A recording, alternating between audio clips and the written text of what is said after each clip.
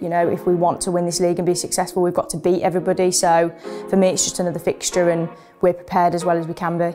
Jay, thank you for coming talking to us. A first sit down since you joined the club. I guess the last week or so has been really busy for yourself. Just give us a sort of overview of what the last few days have looked like. Yeah, it's definitely been a bit of a whirlwind. Obviously, Jonathan departing has given me an opportunity to sort of step up. So my first thing was to meet with every player individually. I think that's really important, and they get to know me on a different level. So I've done that this week, and those chats have been really positive. So yeah, now that's done and dusted, we're now focused on training and what we need to improve on. You officially joined the club last month, but I know you were in and around it for a few months before that. Just give us a little taste into what your relationship with the squad already is like as you make the step up. Yeah, I feel it's really positive. You know, as you mentioned, I came in and I was here anyway, so I'm not a new face to them, which I think is important at this moment in time. I made an effort to connect with every player, because I think if you're going to come in and coach a group, they need to know who you are, they need to know what your values are. So I've worked really hard on that, and they've been great. You know, they're such a welcoming group. So I think for me, yeah, we're in a really positive space, and I'm keen to just keep growing those relationships and getting the best out of the players as much as we can. Give us an insight into your role on the training pitch. I think for me, especially when Jonathan brought me in, he brought me in to sort of, I think, balance off what he was already doing. So, you know, he likes to have the ball and he liked to keep possession, and, you know, he was very sort of open to the fact that he wasn't as defensively sound as he would have liked. So I think he brought me in to maybe tidy that up a little bit. But I also like to play with the ball, and I think what I've bought in the last couple of months is our ability to keep the ball. You know, I think anybody that's been watching us in the last few weeks, I think particularly against Loughborough on Sunday, who were really difficult to break down, we had some really nice moments with the ball and we kept it for long periods, and actually our goal came from just being patient. So I just want to keep that going, and I want us to be really confident and want the ball in difficult moments. You know, if we're losing 1-0, I still want us to be able to get on the ball just as we are if we're winning 4-0. Those things are really important moving forward for this group. Those methods that you talked about there with possession-based football, they sort of mirror the men's first team here as well, don't they? How much of an opportunity is there for yourself and other members of staff now to learn and cooperate with the staff for the first team? Yeah, that door is always open with the first team, and it's great, and it's really helpful for me. You know, I've been in and around it now, and I watch training.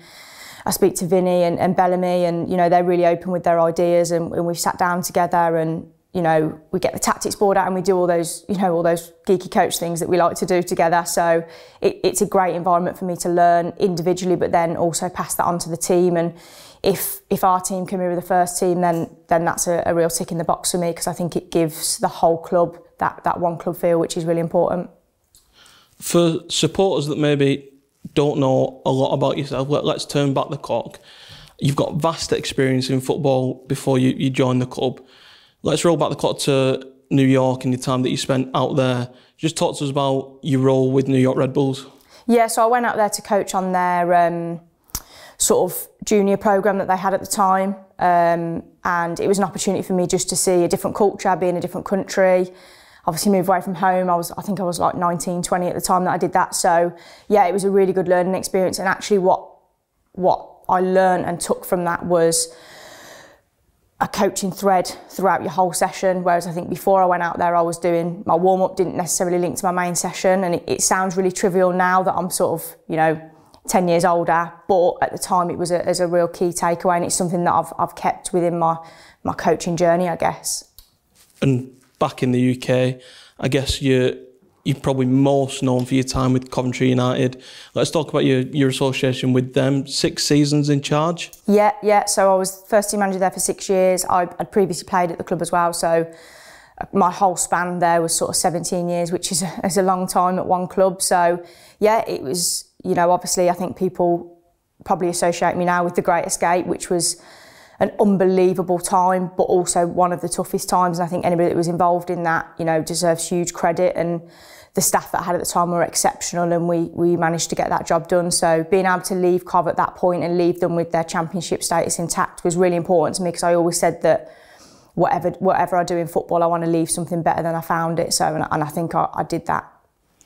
And the achievements and success that you had there, they sort of mirror the ambitions at this club, don't they? I'm guessing that was one of the reasons that attracted you to join Burnley. Yeah, 100%. You know, there was a lot of similarities. You know, obviously when I took the Cov job, they were in the National League and I got them promoted, and obviously Burnley are currently playing at that level, so the ambition is to be promoted again. So yeah, they totally mirror each other, and I think, you know, wanting to dominate and win the County Cup, or the Women's Senior Cup as it's now called, is also a priority, and that was always a priority at Coventry as well. So yeah, there's a lot of similarities, and I think the opportunity here is a really good one for the players, and they're given a lot of support at this level, and I think they're so lucky with the support they get, and the club are showing a real ambition for the women's game in general, not just their own women's team, so that's exciting.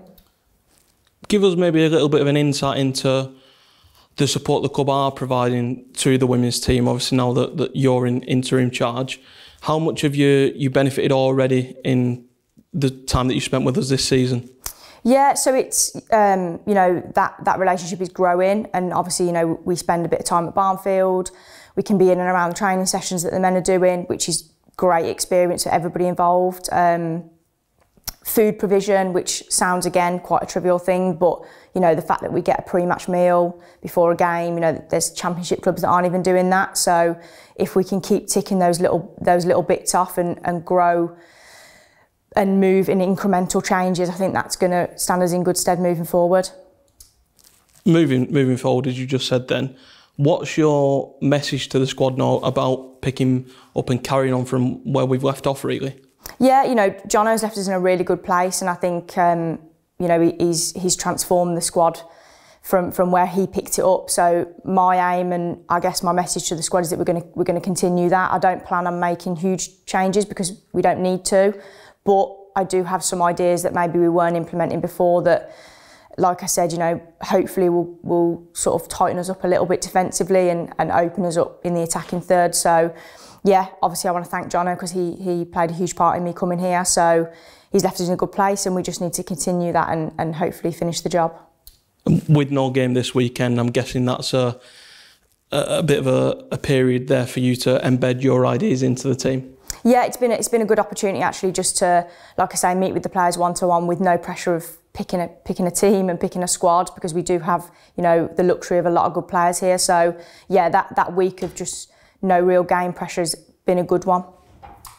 So the game action for yourself in charge starts next Wednesday evening at the County Ground against AFC Fylde. It's a Lancashire Derby to start you off, and I know you've already experienced one with us. Just give your thoughts ahead of that one. Yeah, it's not going to be an easy game. You know, I think you add in the fact that it's a night game always adds a little bit of extra spice. Everybody loves a game under the lights. So yeah, I'm excited to get going, and it's a tough one to start, but we've got to play everybody, and you know, if we want to win this league and be successful, we've got to beat everybody. So for me, it's just another fixture, and we're prepared as well as we can be.